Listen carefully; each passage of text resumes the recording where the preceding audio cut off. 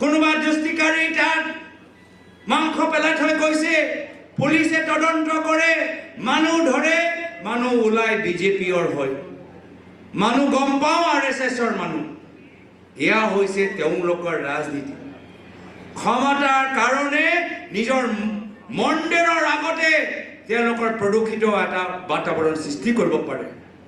ক্ষমতাৰ কাৰণে সংঘাত সৃষ্টি কৰিবলৈ হ'লে, বিভাজন সৃষ্টি কৰিবলৈ হ'লে তেওঁলোকে যিকোনো পৰ্যায়লৈ যাব পাৰে।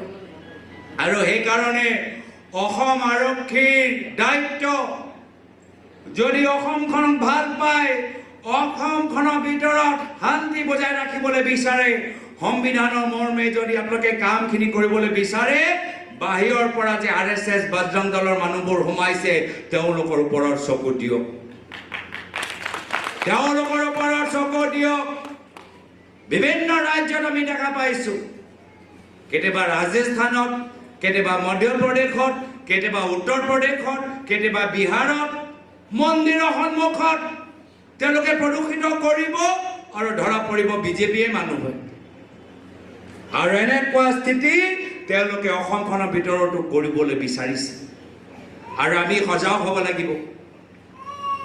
তেওঁলোকে আমাক উত্তেজিত কৰিবলৈ চেষ্টা কৰিব, কিন্তু আমি আইন শৃংখলা মানি ভাৰতীয় সংবিধানৰ প্ৰতি সন্মান যাচি আমি একত্ৰিত হ'ব লাগিব।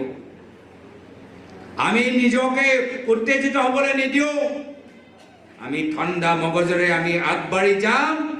আৰু মই কৈছো, এই তেওঁলোকে যদি ভাবে যে পুলিচৰ ভয় দেখায়, প্ৰশাসনৰ